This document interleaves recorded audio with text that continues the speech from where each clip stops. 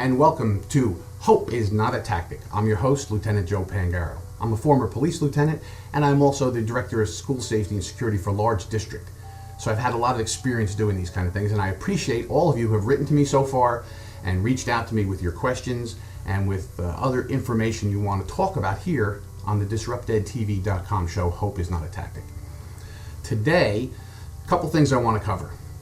Number one, this is for parents and guardians as well as for all of us in the school districts. What I find as I do a lot of safety and security stuff, I do threat assessments all over the country now, what I'm finding is that not every district does a really good job of informing the parents of what's going on with safety and security. This is a hugely important thing to everybody at home. I know in our schools, we think about them. We're always concerned with, school safety and security and to various levels. Some are more than others, but parents at home are almost universally concerned with how you are keeping their kids safe and secure. But as a school district, we don't always do a good job of bridging that gap to the parents and the guardians to let them know what we are doing. Now, there's a reason for that. There are two different kinds of security policies, procedures, and equipment and stuff that we have in place. This is what we have to help people to understand. So that's why I'm reaching out to you, to the parents and the guardians right now to let you know. There are overt things we can do for school safety and security and covert things for school safety and security. So what's the difference? Overt means the things that you can see. When you walk up to the school, is there somebody there to stop you? You can't just open the door and walk in. And if you can just open the door and walk in, that's a problem. So let's back up for a second. So you walk up to the front door, you can't just go in. You have to hit a buzzer. Someone answers you. Yes, can I help you? What are you doing there? Maybe there's a security person right there at the door asking you, what can I do for you? Who are you? Why are you here at the school? Some districts have more of an electronic software type of a program where you can pre-register your visit, which I think is very important for all of our districts to understand. Your principals and your staff should not be surprised by a visitor.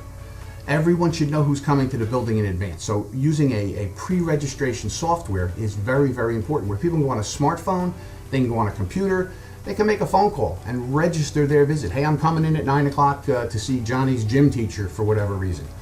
They can then jot that down. When you show up, they've already vetted you. They know you're a parent or a guardian. They know you're coming to the school and why. This makes anyone else who shows up who hasn't pre-registered suspicious. That doesn't mean they're bad. Just means, why did you show up to school without telling us you were coming? This is our policy now. Now you can take another minute to vet this person. Who is it? Why are they here? And is there any danger involved before you let them into the building? So that's an overt type of thing, visitor management. The other things we can see are signs. We see signs all around our schools. Don't park here, don't go there. We see people invest, at least we should. Your staff, anyone outside during arrival and dismissal should have a safety vest on and a radio. The purpose of this is that if anybody is coming to your school to do something bad and they see all these people at arrival and dismissal that are in vests and have radios, that sends a message. Just like a parked police car sends a message that, hey, there's a cop here. This is not a good place to do your damage. Seeing people in vests with radios tells whoever's showing up, they're paying attention, they're watching, they have the ability to call for help right away. Remember last week we talked about the 3 pillars? Communication and notification, very important there. You see something, you get on the radio and call for help, you can lock down lots of things. That's an overt measure. Signs, visitor management, the cameras. When you walk up, there's cameras everywhere, right? We all see the cameras. We see these camera bulbs everywhere. You look at them, you smile. They sometimes in the door, when you push the button, they talk to you. There's a camera in there, and you look there, and the staff can see who you are. These are all overt things that we can see every single day. We can talk about them because everyone sees that they're there. The other side are the covert things.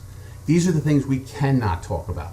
These include equipment we've put in place, maybe policies, certain ways that we do contact for help, some of the training we've given to our staff. We don't tell everyone what we do. We don't say where our rally points are. We don't say where our evacuation routes are. Because if somebody knows, other than your staff, your covert security measures, then they can beat them. So that's why we don't tell them. But we don't do a really good job telling the parents this. So we push them into the position of having to just trust us. And they want to know, are you doing the right thing to protect my kid? And we say, we can't tell you. We're doing it, but we can't tell you what it is. We need to do a better job with that. Hold a meeting and let the parents know we're thinking about these things. We are doing them, overt and covert. We have to develop a trust with us. And then you got to get everybody on the security team. The parents have to know if they hear something at home, because parents hear a lot of things from these kids.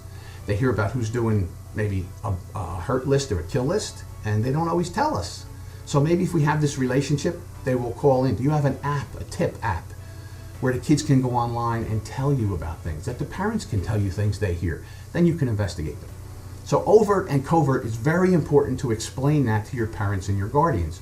And that's why I'm doing this. So parents and guardians that you're watching, this is why they can't always tell you things. Not because they didn't do it or they don't want you to know. We can't let anyone know what we're doing in our schools to keep them safe, other than the things that you can see right out in front. Okay? Next, we're going to talk about best practices. Now, best practices for school safety and security develops over time. Every time there's an incident of violence in a school or a business, investigators look at that. People like me that are, this is what our lives are, this is what our business is. We look at it and we see what lessons can be learned here from this most recent violent incident.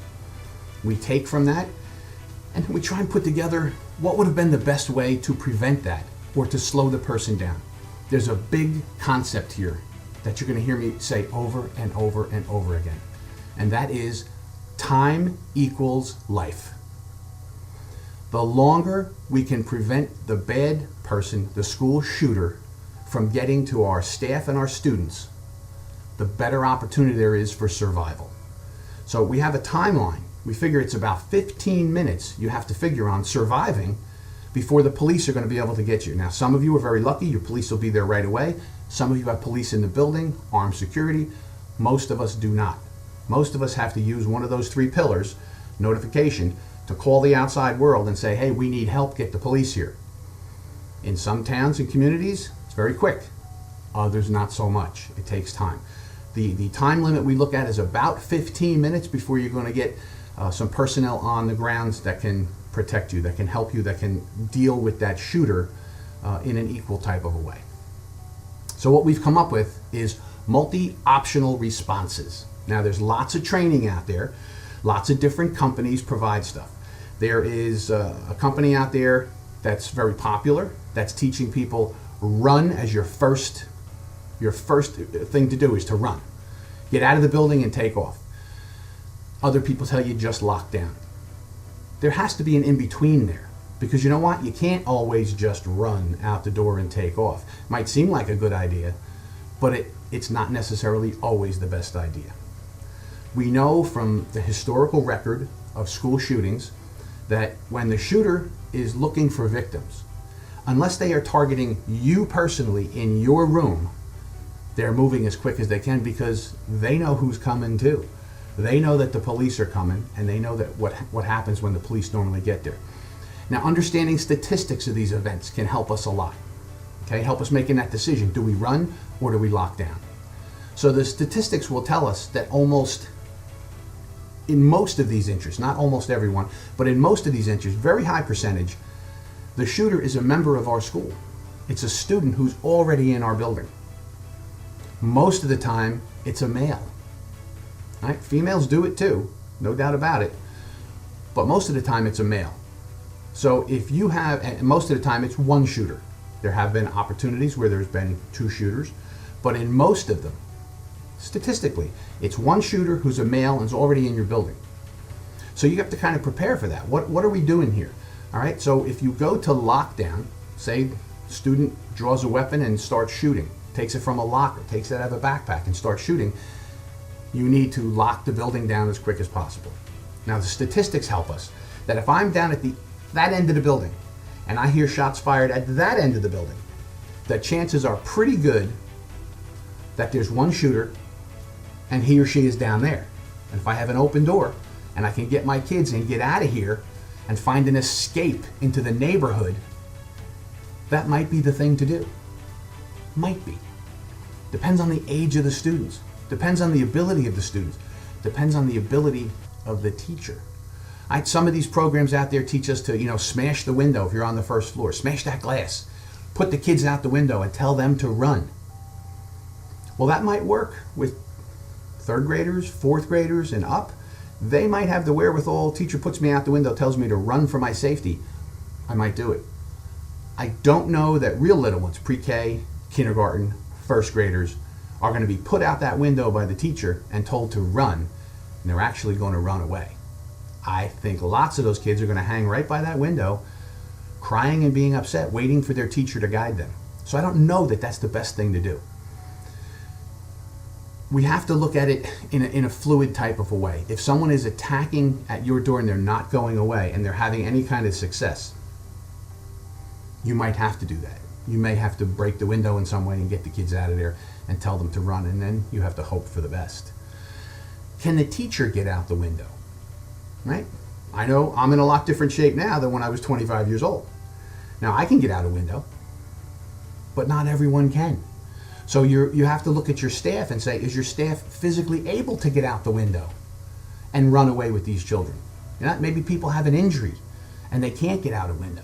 Maybe they just physically can't get out the window. They have a bad leg or have a bad back or something. They can't do it. So putting the children out the window, telling them to run in certain situations might be okay. But I think we need to look at it very fluid. So if we're going to say we're going to lock down for the most of the time in our building, it's going to be a safe thing. We get our door closed quickly. Your door should be pre-locked.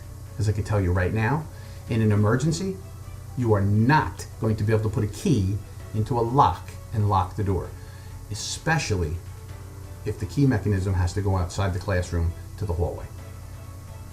If there's somebody out there shooting, your teacher is not going to be able to go in the hallway and lock that door. And then, unfortunately, you have an unlocked door and your students are in there hiding. So pre-locking your doors is very important. Lock the doors, and this way in an emergency, you already bought that time. Because remember, time equals life. Very important to remember that. Time equals life. We've got to survive 15 minutes after we make the call for help. So when we look at this, we want to say multi-optional responses to a lockdown might be lock the door, pull a shade, and there's also some controversy about that. Should you block that window so no one can see in? Some police agencies want to be able to see in. Others say no, close the window down so no one can see in. I like covering that window, because if you look at it this way, if someone is trying to get in that room and they're looking for opportunity, looking for victims, and they can see you, it's kind of like a dog seeing a cat. There's people in there and I want to hurt them. Maybe I'm going to work on this window for a minute and then try and get those people. So you lock that door, you close it, you pull that shade down, whatever kind of shade, homemade, commercially made, it doesn't matter. You cover that window, then get your kids out of the way. What I've seen is really smart thing to do is people will take tape. Have somebody stand at the window and look in, and they move everybody back till they're out of view, and then you put a piece of tape across the ceiling that tells you if you stand behind that tape, they can't see you from the door. Good tip, good thing to do. If you put it on the floor, every time you clean the floors, it comes up and gets lost. Put it on the ceiling. It's never going to go anywhere. You can get a magnet, a very inexpensive magnet that you take. You put the door in the pre-lock condition, you put the magnet over the throw, and the kids can come and go in that classroom all day long without a problem. The teacher doesn't have to stop and go over and open the door. In an emergency, there's a call for a lockdown, or you hear gunshots or something. You simply slide the magnet out of the way from inside the classroom and close the door, and the throw goes in and the door's locked. Now you've bought some time. Now you get the kids out of the way, turn out the lights, and you hunker down. All right? This is going to help us. What else can we do? We're hunkered down now, we're sitting there, we're just waiting. Let's take that time to reinforce our position. Multi-optional responses tell us, let's pile the desks up in front of the doorway.